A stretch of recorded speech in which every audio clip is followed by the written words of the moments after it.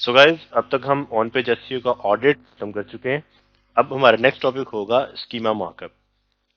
Schema basically structured data है, या in short आप ये समझो कि आप जो सर्च इंजन्स को बेहतर अंदाज से अपना कंटेंट समझाना चाहते हो, वो स्कीमा मार्कअप लैंग्वेज के अंदर जाएगा। ओके, तो इसमें होता क्या है कि हम यूजर्स के लिए तो हमने कंटेंट लिख दिया अपने वेब पेज के ऊपर, जिसके अंदर हमने H1 H2 H3 को मेंशन कर दिया। हमने पैराग्राफ्स को उसके अंदर कंटेंट मेंशन कर दिया, कीवर्ड्स मेंशन कर दिए। लेकिन सर्च इंजन्स इसको थोड़ा डिफिकल्ट होता है सर्च इंजन्स के लिए समझना। तो उनकी मजीद आसानी के लिए हम क्या करते हैं, हम एक स्पेशल टाइप कोड लिखेंगे जिससे सर्च इंजन्स को कंटेंट समझने में मजीद आसानी मिल जाएगी। तो मजीद इसकी एग्जांपल्स डिस्कस करने से पहले मैं आपको कुछ इसके दिखा देता हूँ कि स्ट्रक्चर डाटा किस तरह से दिखता है। उससे आपको बेहतर अंदाजा हो जाएगा कि मैं क्या बात कर रहा हूँ। सो यहाँ पे आप देख सकते हो कि अगर मैं यहाँ पे एग ऑमलेट लिखता हूँ, तो यहाँ पे मेरे सामने रेसिपी से कुछ स्ट्रक्चर डाटाज आ रहे हैं। राइट, ये स्कीमाज हैं रेसिपीज।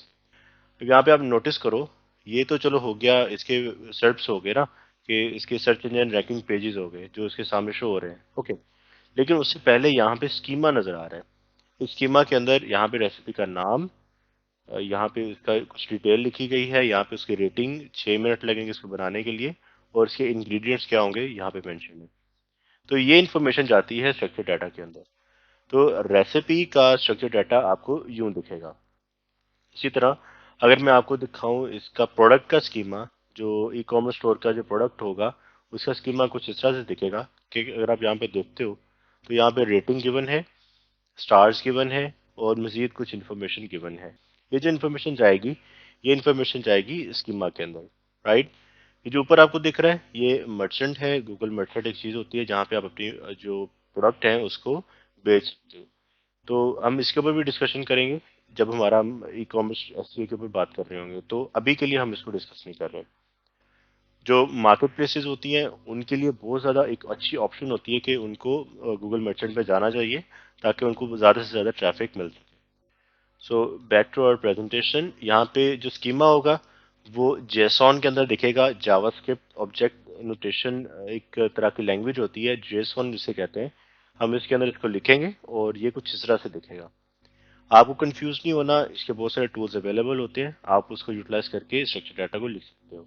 स्ट्रक्चर डाटा थोड़ा कंफ्यूजिंग पार्ट है और थोड़ा डिफिकल्ट भी है इंप्लीमेंट करना, लेकिन ये लाजमी करना चाहिए। और ये करने के बाद आपका जो सर्च इंजन्स है वो आपकी वेबसाइट को बड़ी आसानी से समझ पाएंगे। आपको लिखना कैसे है, इसका एक टूल आता है Google data structure testing tool. ये गूगल का एक टूल है, आप इसको यूटिलाइज कर सकते हो और स्ट्रक्चर डाटा को इस तरह से लिख सकते हो सिंपल वे के अंदर। उसके बाद ये आपको इस तरह से ये बना के दे देगा, यानी कि आप यहाँ पे कंटेंट लिखोगे और यहाँ पे आपको उसका स्ट्रक्चर डाटा बना के दे देगा। तो आपके लिए ये टूल इस्तेमाल करना बहुत आसान है। मैं आपको सजेस्ट करूंगा कि आप ऐसे ही कुछ स्ट्रक्चर डाटा को टेस्ट करो अपने तौर पे, तो आपको इससे बेहतर अंदाजा हो जाएगा।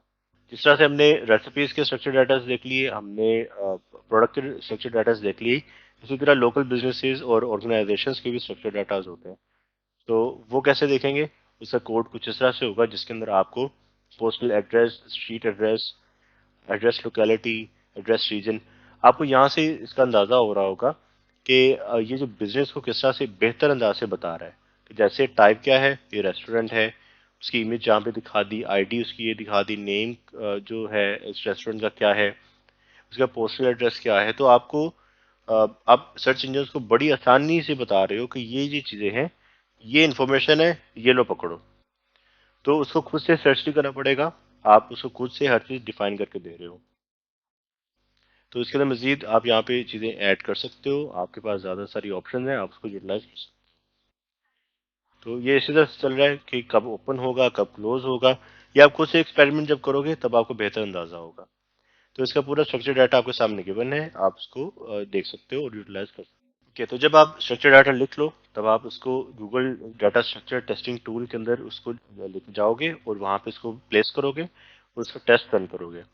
टेस्ट के अंदर जो भी इसके अंदर एरर्स होंगे और वार्निंग्स होंगी वो आपको बता देगा। तो आपको एरर्स को लाजमी तौर पे रिजॉल्व करना है, जो वार्निंग्स है उसको आप इग्नोर कर सकते हो।